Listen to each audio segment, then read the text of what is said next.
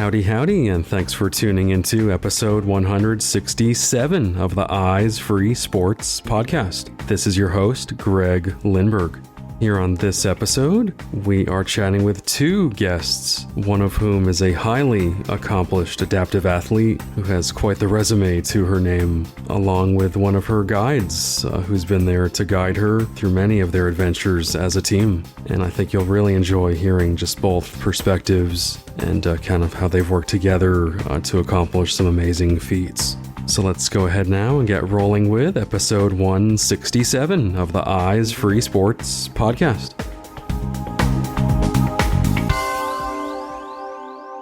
All right, so joining me on this episode, we have two guests here with us, and really excited about this conversation. So we have a highly accomplished adaptive athlete / Paralympian / just so many different hats and accomplishments. First, would like to introduce Shawn Cheshire. Shawn, welcome to the podcast. Thank you for having me, Greg. Absolutely. Appreciate you doing this. And then we also have Jesse Crandall, who has been a guide for Shawn on many of her adventures. Jesse, welcome aboard. Thanks so much. Glad to be here with you both. Awesome. This is going to be fun. So why don't we just kind of start things off here, just talking about your backgrounds, personally, professionally. I'm sure you both have plenty to reveal, so try to keep it, fairly concise here initially.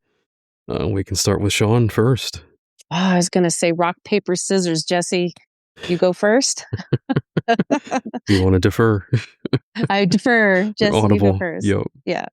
And you can also mention how we met in your story. Yeah, okay. Absolutely. So I grew up in far northern Wisconsin, really surrounded by forests and surrounded by winter sports. And so I am a lifelong cross-country skier, and I was a college cross-country skier, and I did okay. And then I got into ski coaching after college, and that was a wonderful experience in Western Colorado. And I got to travel all over the West coaching cross-country skiing. And so the beauty of cross-country skiing for me is you get to go up hills and down hills, and it's a wonderful aerobic activity, and I did lots of trail running and those types of things as well. And after a while, the ski coaching position that I had ended up going away because of cuts at the university I was working at. And I went to graduate school to study chemistry in central New York in Syracuse. And so I was studying chemistry and coaching a number of high school athletes there. And through that kind of network of coaches, I learned of a blind woman who wanted to learn how to cross-country ski and do biathlon, which is skiing along with shooting a rifle at a target. And while I don't have any experience with biathlon, the cross-country skiing world is relatively small, and we were in the same locality at the time. So I thought, well, I heard about this idea of guiding blind folks because I had coaches in high school who worked with an organization called Ski for Light, which is a nationwide organization. And so I met Shawn, and we did some cross-country skiing together. And as with lots of the athletes that I worked with, she was super motivated. But she's also just a special person. And so we were able to develop good chemistry guiding together, good chemistry as friends. And I was a person who didn't ever say, no, we can't do that. I always thought, well, let's figure out a way for us to do this together. So we went from cross-country skiing to do some biathlons. And along the way, I finished up my PhD in chemistry, and I've started teaching chemistry. And we did trail running. And I think that somewhere along the way, well, in between her becoming a Paralympic tandem cyclist, somewhere along the way, she said she wanted to try riding a single bike. And so we used some of the guiding things that we learned from cross-country skiing and trail running and just working together to try to see if I could guide her riding a single bike. And so that sort of opened up a whole nother dimension in the types of activities that we were doing, and sort of the wow factor as well, because well, there are some blind people that ride single bikes. Shawn's totally blind, and we use sound, and I make lots of noise, and so we figured out a way to do that. But that's probably a good place for me to pause and for her to tell you a little bit about her background and how she got into some of those Yeah. adaptive sports and her journey there. Yeah, I think that also part of your stories is you still do things with other blind individuals, and and you're on the board of Choosing to See. So I think is other branches that you've taken. Yeah, and in the meantime, since being in Syracuse, I've lived on the East Coast, further east in Connecticut, and now I'm in Western Michigan, and so Shawn and I do stuff together still, but I've cultivated a number of, or been recruited by a number of blind and visually impaired athletes in Michigan that I run with, that I cross country ski with, that I do some single bicycling with. I work with another one of your guests, Gwen Botting, who has an organization called that Opportunities Unlimited for the Blind. We do a kids bicycle camp here in Michigan as well. And through the organization that Shawn started, that I'm sure we'll talk about later, Choosing to See, we're able to sponsor some of those events. And so it's really opened a lot of doors for me to meeting and being able to do outdoor recreation with other blind and visually impaired folks, and also within my kind of local running community, skiing community, recruit other guides that want to get involved with doing these sorts of wild and crazy things. Nice. Appreciate that background, Jesse. So, Shawn, it's all yours. Where do I start? One time, long, long ago, I used to be sighted. I born in Texas, joined the Army at 17, worked as a helicopter armament system mechanic for 8 years in the Army. Got out of the Army, eventually became a paramedic and taking care of a patient, snowy day, combative patient, sustained a brain injury in the back of an ambulance. I have no recollection of the injury itself, but I now have cortical blindness, and that was the end of 2009. And so I spent about a year severely visually impaired. I had about 5 degrees of central vision and diplopia, so double vision. My brain didn't fuse my images together. Super sensitive to bright lights and all the other things you can think of that come with concussion and head injury. At that time, I was a single mom and my kids were young. And after, I think back then I just kind of plummeted into despair, and all I could think about was how I didn't want to live. And, the VA system in Syracuse is amazing. And I had individuals that like the New York State Commission for the Blind, people would check on me. I think that everybody could see like how much I was struggling with a desire to live at that time. So there was this big push of parasports, and so I'm kind of hovering in life in bad attitude, angry, hopelessness, suicidal, while people are shoving different types of sports in my direction to be like, hey, try this, hey, try this, hey, try this. And the first thing that I did was I ran with Team Red, White, and Blue, which really, I mean, if I'm being honest, was a very pivotal moment as to where I was mentally and emotionally. And being able to run tethered with a guide runner was very, very life changing. But the thing that I had to learn after that was that I had to make some choices if I was going to change how I was living, because I was really just kind of festering in my loss. And eventually I went to like blind rehab, and then learned how to get on a tandem bike. And, I've never ridden a road bike before. So I wasn't real sure how I felt about it until one of the male coaches for the USA team in Colorado Springs at this camp made a statement that I'd never be good enough to go to the games. And it was about 3.5 years before the 2016 games in Rio. And I think that that's kind of all I needed at that time, was just like this hook. So I decided that I was going to learn how to become a cyclist on the back of a tandem. And long story short, went to the games. And I think that for me, like being an elite athlete, racing with Team USA, I raced for about 7 years with Team USA. And I think that I was, I didn't really have a desire. Like I never really had a drive in my life to like be Team USA.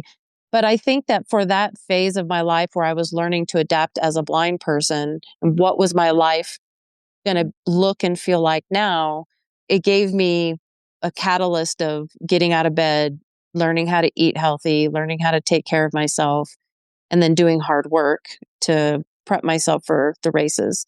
And then we just kind of transitioned, like Jesse said, from tandem racing to what I tried to do is, because what I realized up to my brain injury is that I lived a very limited life. And if I was going to choose to live, then my choice was to live the biggest, fullest life that I potentially could do. And to kind of change that mentality from, everybody has an opinion about what blind people can and can't do. So I wanted the mentality to be, if I want to try something or do something, how can I do it? Not if I can or can't.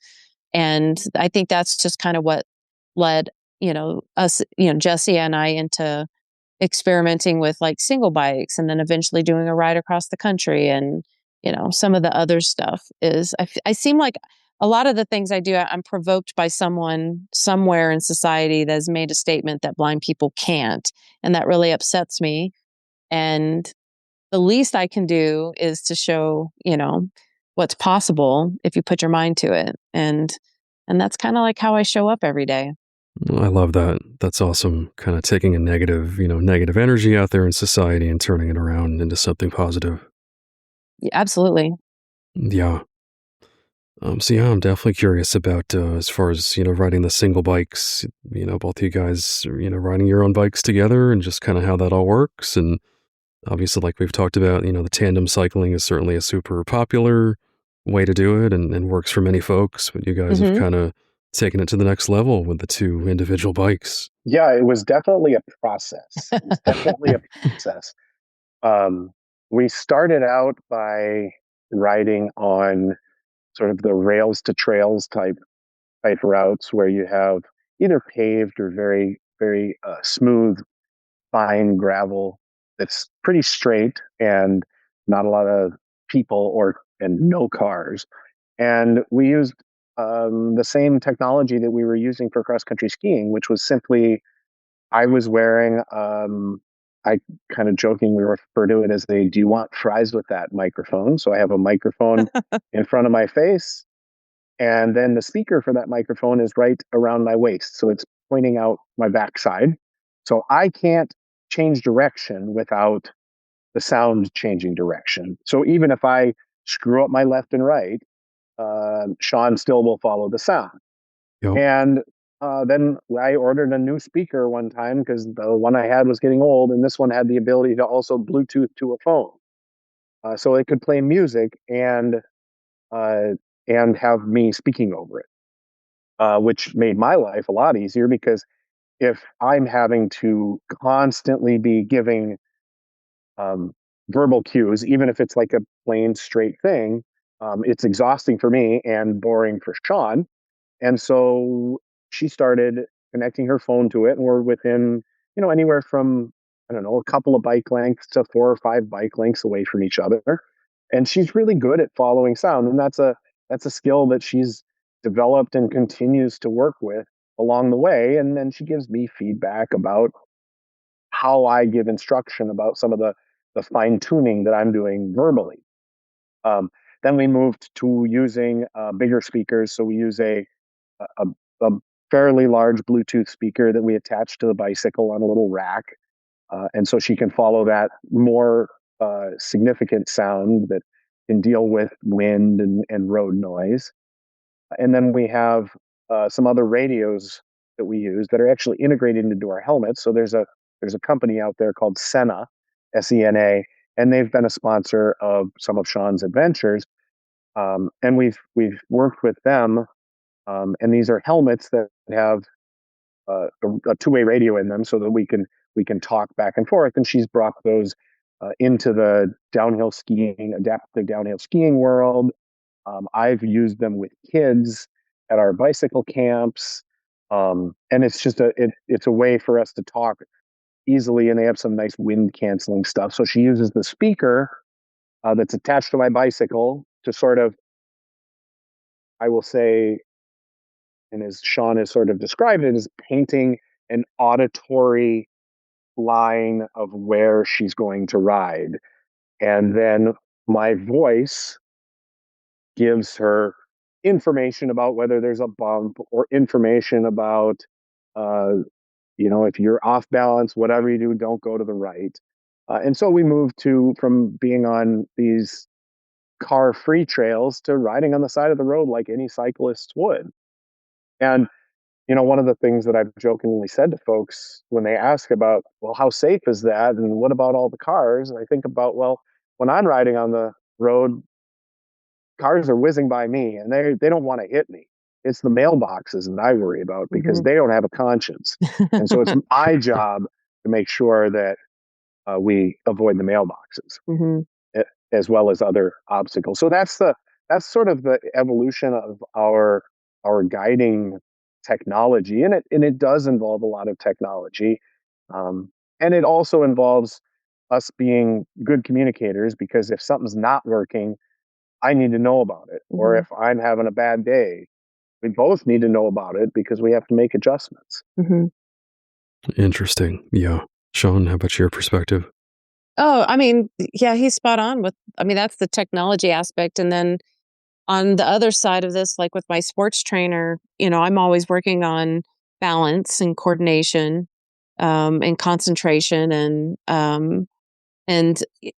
when it comes to like the trails and being on a trail by myself, I work on ankle strength. Like I can roll my ankle 1 million times, and I'm not going to damage my ankle, because we really work hard. Because I think Andrew, my sports trainer that I work with, he, since 2020, really gets that. Like my feet give me a lot of data, especially like when I'm feet on ground, and when I'm on the bike, like balancing coordination, and being able to multitask, listen and follow instructions at the same time while, managing my own bike. And the terrain is, it's a lot. So I'm also training in the gym for stuff like that, as well, as using technology.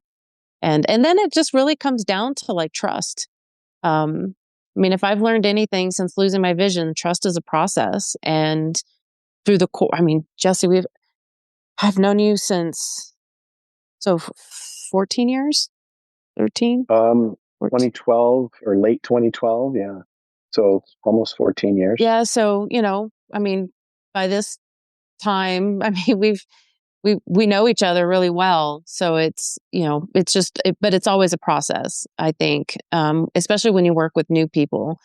And that's communication is huge. Like Jesse said, I think with every adventure I do always poses its own unique challenges, also while encompassing, familiar things from other things that I've done.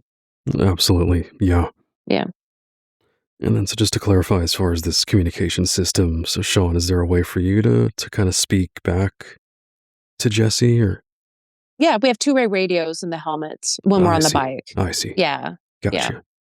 Yeah. Very cool. And prior to using the two-way radios, when I'm, when we're both traveling forward from in front, I can really hear anything she says to me because her voice is always being projected at me. It's the challenge of the person in front because my voice, and I need to be, getting the visual part of it. I need to be looking in front to get the visual part. So my voice doesn't get projected back. Mm-hmm. And so my communication always has to be getting to her as clearly as possible. So that's why we have to have some kind of amplification of it. Mm-hmm. Right. Makes Yeah. sense. And I'm curious, Jesse, also, I assume like over time, you've kind of learned what information is important to relay to her, just what's relevant, what's not relevant. Just, I would think over time that's kind of evolved as well. Yeah, that's absolutely part of the learning process for any guide. And when I've worked with folks that are new guides, or even when Shawn has introduced me to her other guides, um, we all have strengths and weaknesses. And so sometimes we don't learn those weaknesses until somebody else does it differently. And so it's Mm-hmm. important for every guide to, well, first of all, listen to their blind person, but second of all, be themselves, Mm-hmm. because we're always, I always tell people to err on the side of too much information, because it's a lot easier for your blind person to tell you, you don't have to share that with me. It's a lot worse to say, I wish you would have shared that with me as they're laying on the ground and bleeding or something along those lines. That's a little bit dramatic. Sure. Um, That's and funny. also like the trust between the guide and the blind person is also so that we both can recognize when we're getting tired. Mm-hmm. And that's something that has come over time, certainly between Shawn and me, but also with other folks that with my friend John that I cross country ski with here in Michigan. Um, I can I can sense when he starts to fatigue, and that changes how I guide. It changes the types of information that I relay, and I know that Shawn, when I'm guiding her, can sense when I'm getting well. It's very obvious when I get tired, and she reminds me. She's like, "Hey, do we need to take a break?" And we do that back and forth. Um, and so that's that communication that you build that trust, and then once you've sort of done that a few times, then it becomes easier. For me, it becomes easier to do it, with new people, and I trust that it is the same for Shawn, that she has become more adept at giving feedback to her guides to get what she needs. Absolutely.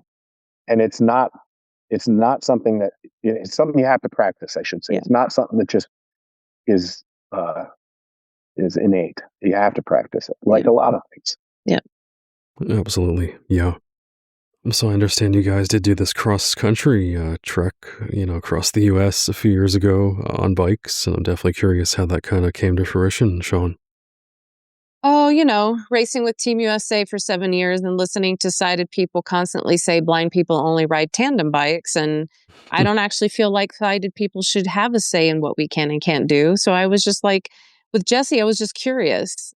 I didn't even know if it was possible, but that's kind of like where the curiosity came, was like, if I wanted to ride a single bike, how would we do this?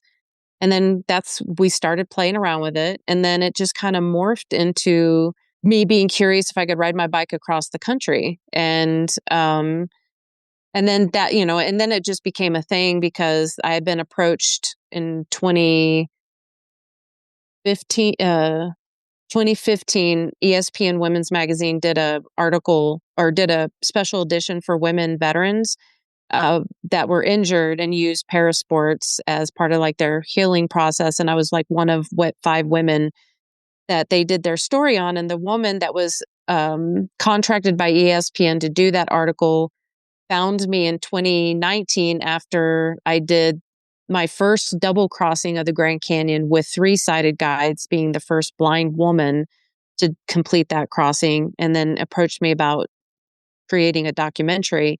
And so then the ride across the country became part of, the basis of the documentary and telling my story, which is a combination of my life's trauma and then showing how like I've used sports as part of my healing process. Um, and, I have to say, like, for me, the riding a single bike as a blind person, like we did across the country in traffic and weather and terrain. And I mean, I guess the terrain was more Tour Divide, but it's hard and it's exhausting and it's empowering all at the same time. Hmm. And, and it was okay that I felt empowered, even though it was harder than being on the back of a tandem, if that makes any sense. And so I really embraced that about that ride and the things that I learned on that ride, which kind of just then morphed into Tour Divide, which was the mountain bike uh, ride from Banff, Canada to the border of Mexico and New Mexico along the Continental Divide. And it was bike packing. And we rode single bikes for that as well and used the same technology and approach for that ride that we did for the bike ride across the country. And honestly, I probably should have died about 99 times on that ride. I'm not real sure how I pulled that one off because riding a mountain bike on various terrain is I just have to say kudos to me. I'm a great bike handler for a blind person because I did not get hurt and I did not die. Yeah. I And think you're a great bike handler, period. I have I no mean, idea where that came from.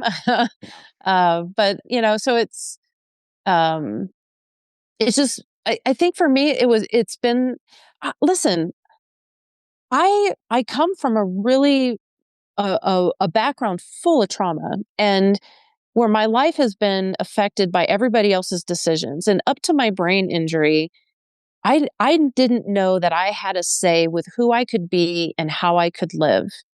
And so for me, part of this is not letting other people dictate what my life, how limited, like how small do I have to be? How quiet do I have to be? How limited do I have to be based off of other people's opinions and thought processes, right? Or beliefs.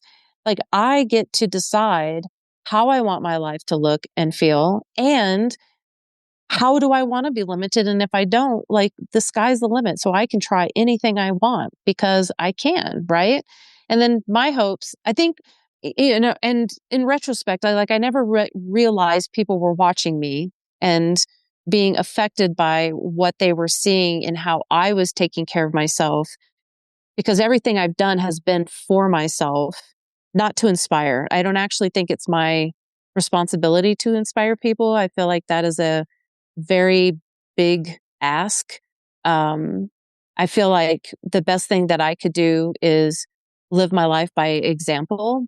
But I learned that people were watching and it was affecting them, regardless of that mentality that I had. And so, maybe my legacy is for the up and coming generations of the blind and visually impaired, or for anyone in general, to be curious about that mentality of you making the decision of how you want your life to look and feel, and you do that, and that, because that takes a lot of courage to do that, and it's hard and it's so empowering, and so I think that's a big part of why I do that or have done that. Yeah, that's an interesting perspective. So I was kind of thinking in my head, like, you're on Wikipedia. Obviously, you've had a lot of media coverage on your adventures, and I'm curious, like, the feedback you've gotten from the blind community, or maybe parents of Mhm. blind kids, or, I'm sure you've gotten a fair amount of feedback over the years and how you've kind of Mhm. interpreted that or how that's made you feel. I'm humbled. I think I'm humbled every day by the the challenges that come with living in a sighted world and trying to be independent. And it's just hard. I think that, a lot of it, I have a bit of experience with parents of children who are blind and visually impaired and trying to convince them not to make their fears, the parents' fears, the kids' fears, to let the kids try things and live big and brave. And it's like, kids, whether they're blind or visually impaired or not, are going to get hurt. Like they're going to try things. They're going to try jumping their bike. They're going to crash. They're going to break an arm, get hit with a baseball. Like just, it's not limited to the blind and visually impaired kids. And so it's like trying to encourage parents to encourage the kids to be brave and try new things is not easy. And, but I'm okay having those conversations because I can speak to the power that it has on your mental health when you live that way. So, I mean, with all honestly, I don't care about the news articles, and I feel like every time a news story is done, they never get the facts right, and it's very frustrating. I think the best article that was ever written about me was the Phoenix magazine when I did the solo crossing of the Grand Canyon from the North Rim to the South Rim. And it because she came and hiked with me for a day blindfolded and was really in the moment to talk about like what that experience was like. But I mean, other than like media and stuff like that, it's just, it's, I look at it as getting the word out of what's possible, but not, it's not my favorite to be in the limelight. If I'm just going to be honest, that's not my favorite. Gotcha. Yeah. Yeah. Because I know even just with this podcast, sometimes I wonder, I reach out to folks and it's like, do they really want to be, spotlighted on a podcast? Mm-hmm. Or if they've had, articles or media coverage of themselves in the past, are they just kind of over it? Or, Mm-hmm. And in some ways, maybe some folks are. I mean, I've been lucky to have a lot that have said yes, but I do kind of wonder about that. Well, this is great though, Greg, because this is so different than a news article because we're having a conversation. Right. And I feel like conversation is so much more powerful than just like a news article. Absolutely. And to hear someone's voice and inflection and personality. Yeah. That's one of the reasons I love doing this. Yeah. Mm-hmm. I did want to talk a little more about skiing. I guess, Jesse, maybe we can go to you on this one. Just talk to me about, I know you've mentioned, coaching skiing, I believe you mentioned, and just any memories, skiing with Shawn and how that's going. Well, for me, as I mentioned earlier, cross country skiing is really a big part of my life, and it has been since I was a child. Um, and the chance to coach skiing really came from sort of my, I don't know, what I've learned is my innate desire to be a teacher. Um, but one of the things that I always um, wanted with the skiers that I coached, and I think I learned this a lot from Shawn, was that I wanted to help people use tools to ski faster and not necessarily to try to be that rah rah coach that motivates, um, but more of the coach that gives tools. And so, um, as you kind of heard Shawn mention, she finds her motivation in this, desire to live life to its fullest, and that has really helped me in a lot of areas of my life. Um, but especially when it comes to skiing, because when I've worked with her skiing and skied with her, it's about enjoying the process. It's about using the tools, and it's about just getting better every day. And skiing, cross country skiing, is a very, very technical thing. Like there's so much technique to it. Talk to any high level cross country runner, and if they've ever tried cross country skiing, they'll feel like Bambi on ice because there's so much um, technical stuff to it. And so it was amazing to ski with Shawn because with some folks you work with them and it's one step forward and two steps back, and Shawn just doesn't take steps back. Sometimes we're not progressing as fast as she wants to progress, but once we get something, she's got it, and it's just amazing. And so we got to do um, lots of skiing adventures. And it's always wonderful to tell people about skiing biathlon with a blind person because, um, how does they let blind people have guns? Well, she uses an audio rifle, and that's how they do it on the World Cup and the Paralympic level. There's an audio rifle, and so there's a tone. And we did a biathlon event in central New York, called the Tug Hill, um, where they get tons and tons of snow. And Shawn ended up beating all the boys that could see. And Wow. They were some not of them, happy. yeah, nobody was. They weren't totally excited about that, and they were like, "Well, but she doesn't have to shoot a real gun." And so we got them out there, and we got them using the audio rifle, and so it really became a learning experience for them because they got to see and hear and feel what she was hearing and feeling in that feedback, and to see that, oh my gosh, this really is a challenge. And they couldn't shoot nearly as well as she could, and so that's really exciting. And I just love being a part of that and love sharing that experience with somebody that I care about and somebody that's my friend, because um, I think we all can get great things from being outside, from going fast, from pushing our limits. Mm.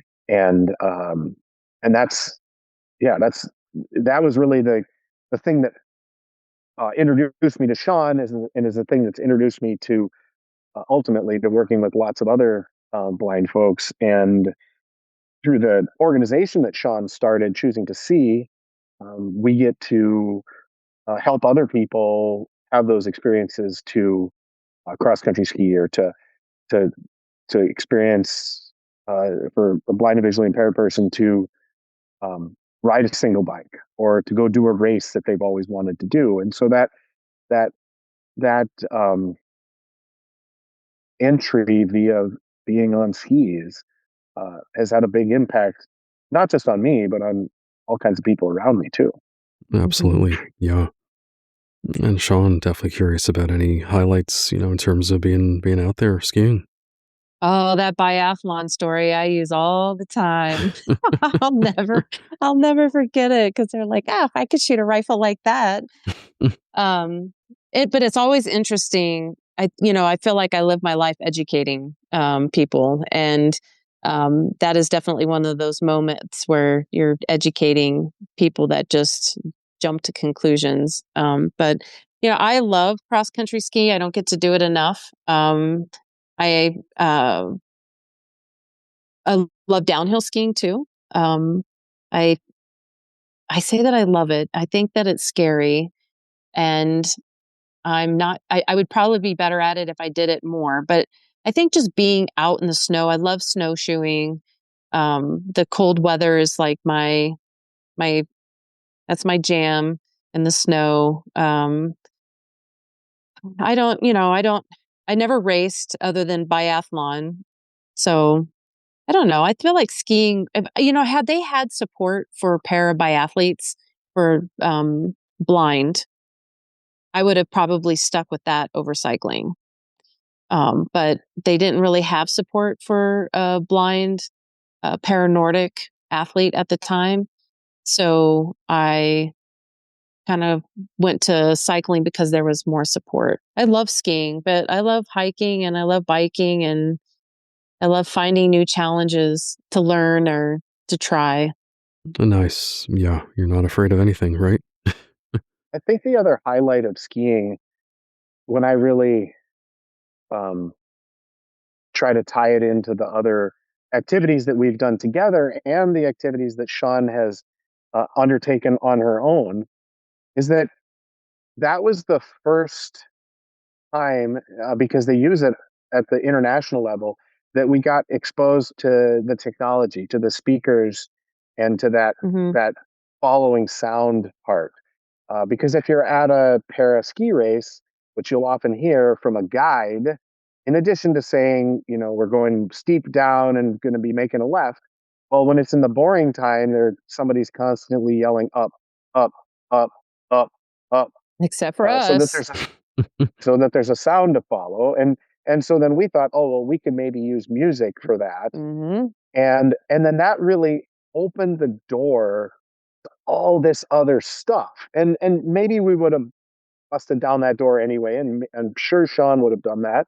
But that really got us on the road to, wait, there's other things that we can do. There's other technologies we can use. And so it really comes back to that.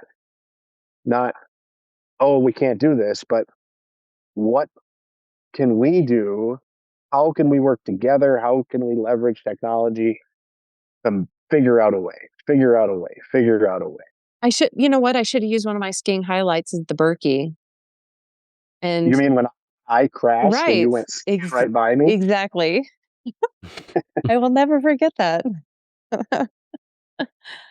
Yeah, we did a 50-kilometer ski race in northern Wisconsin. It's the largest cross-country ski race in North America.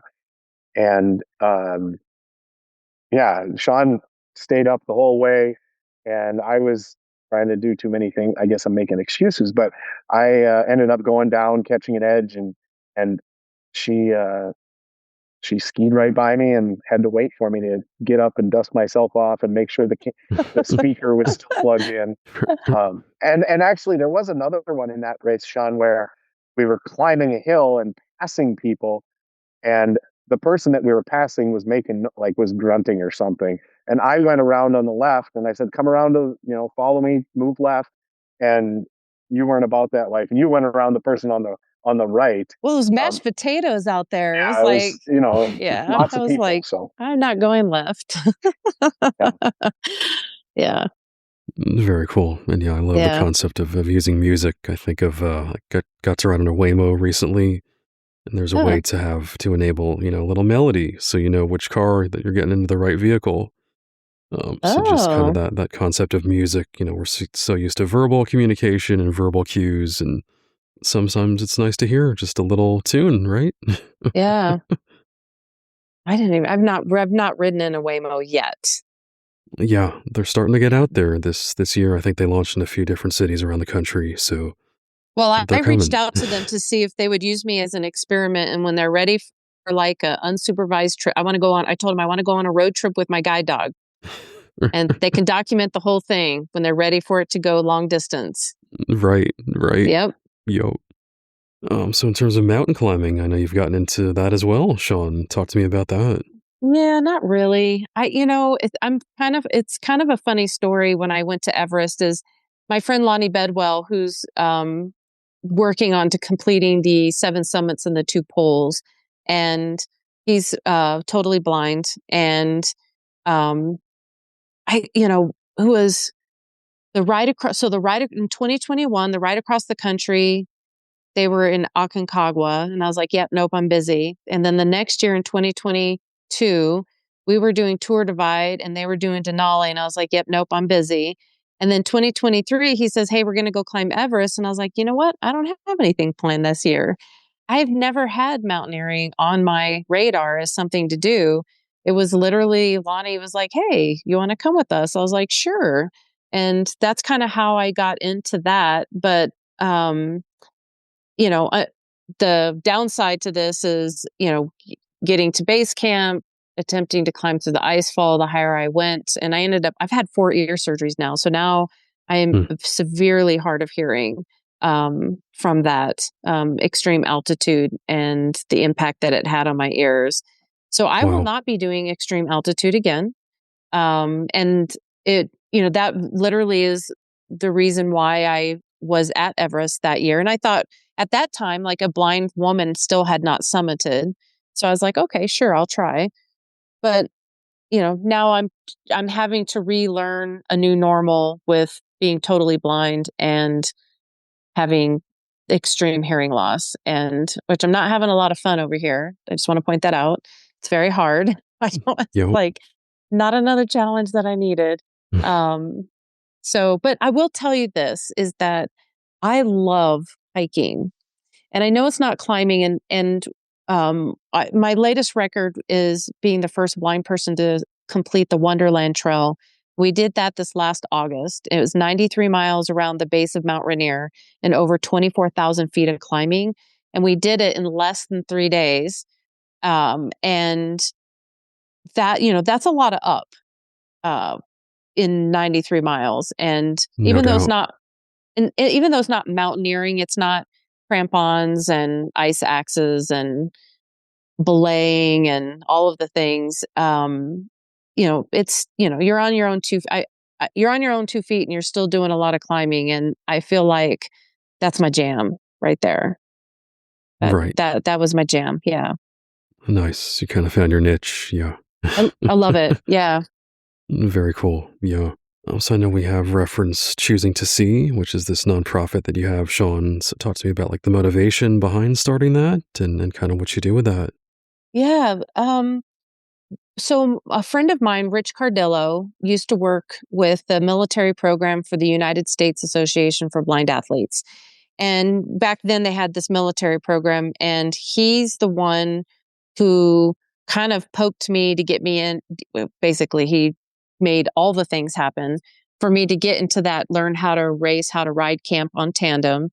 Um, he was just very pivotal, and he found me at blind rehab and just was very pivotal in the, you know, the propelling me into para sports.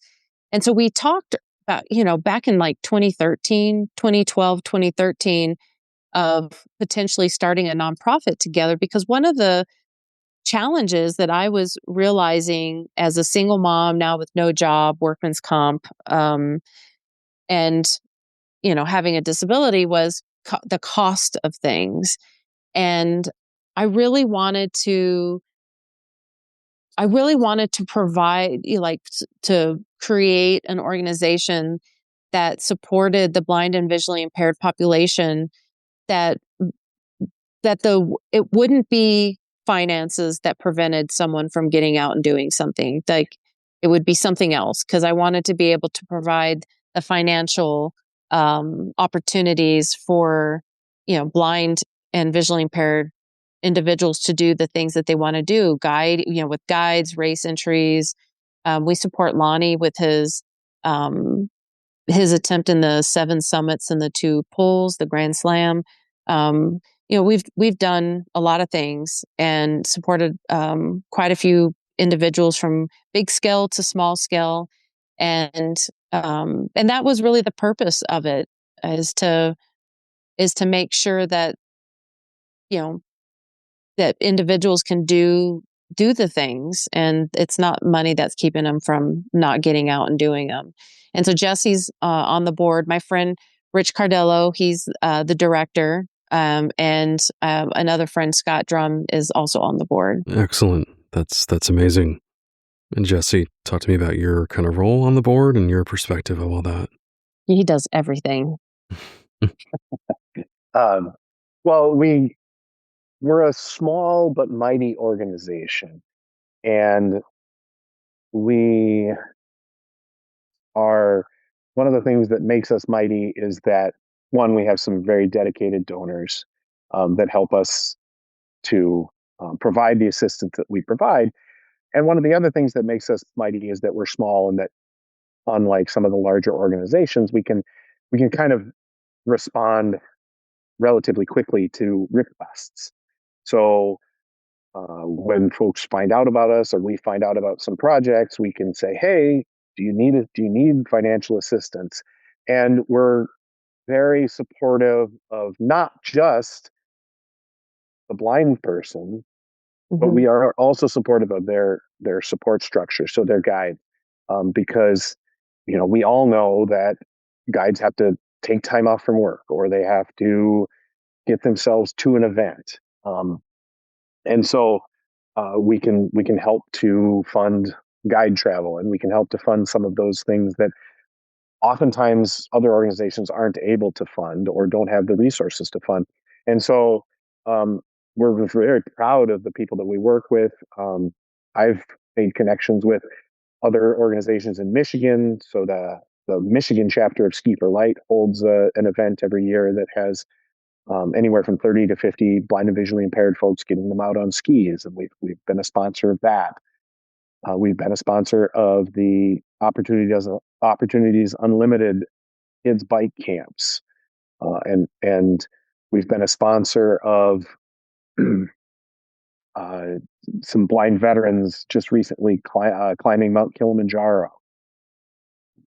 And we have a deaf blind athlete that we work with who's in New Jersey, that does endurance swimming events. And we're really proud of all of that. And yeah, we want to get the word out about that, both to blind and visually impaired folks and to folks that are interested in being involved from a financial assistance point of view as well. From a, if they don't have the time to maybe be a guide, but maybe they have some financial resources or a company that they're aware of that wants to be involved. We certainly are very much open to having those conversations, and we're a small group, and so that we can talk with folks kind of anywhere they want to meet with us, whether that's in a big setting or whether that's in just one-on-one conversations. Mm-hmm. That's something that we're really proud of, and we've continued to develop over the years of our organization.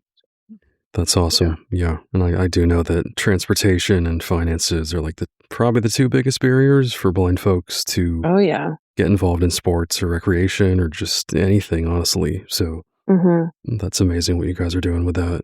Yeah. I'm curious about the name Choosing to See. Love the name. How'd you come up with that? I think it goes back to that time where all I could think about was dying.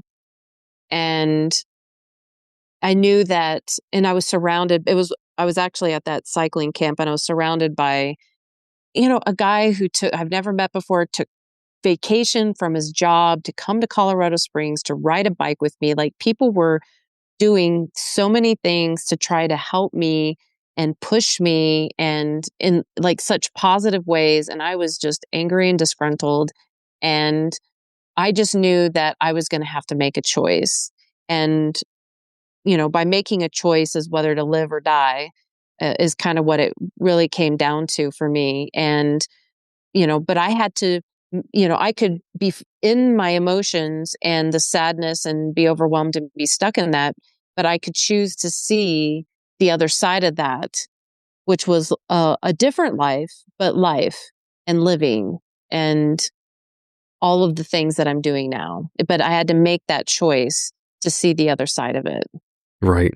Very powerful. I appreciate you sharing that. Yeah. Thanks for asking. Definitely. All right. So before we put a bow on this episode, definitely wanted to give you guys the chance to mention contact info. I know, Shawn, you do have a couple of websites for the nonprofit. I think you have a personal site as well. How can folks find you and reach out? I'm on social media. If you send me a message, I'm not on it every day, but I will message you back. And I think my email's on the Choosing to See website. And, but I'd love to hear if anybody needs a resource or wants to reach out, they can contact, me anytime through any of the websites, I think have my information. And, I think it's like ShawnCheshire.org, choosingtosee.org. And then my Instagram is Shawn_Cheshire. I don't know what my Facebook is. I think it's just my name. I don't know how that works. Yeah. Yeah. And if you do just want to spell your name, just so everyone knows your first and last name. Shawn, SHAWN, and Cheshire is CHESHIRE. Perfect. All right. And as usual, I'll include links to all that info in the show notes as well. Excellent. All right. Well, again, definitely want to thank you, Shawn, and Jesse as well, so much for your time, for joining us here on the podcast. Really, really enjoyed this conversation, and Jesse, loved hearing your perspective just as a guide and kind of that other, kind of side of the coin, so to speak. So thank you guys so much for taking the time to do this. Yeah, thank you for having us. Yeah, you're very welcome. I encourage everybody to go out and do things that make them a little bit scared. Great advice. Yep. That should be easy. Absolutely. Yep. And choose to see, right? Choose positivity, choose something to have fun with and enjoy life. Yep. That's right. Absolutely. Alrighty. Thank you guys again. Really appreciate it. Thank you. To hear more episodes of the Eyes Free Sports podcast and to subscribe, search for Eyes Free Sports on your favorite podcast platform or visit eyesfreesports.com. Be sure to follow the Eyes Free Sports podcast at facebook.com/eyesfreesports and on Twitter @eyesfreesports.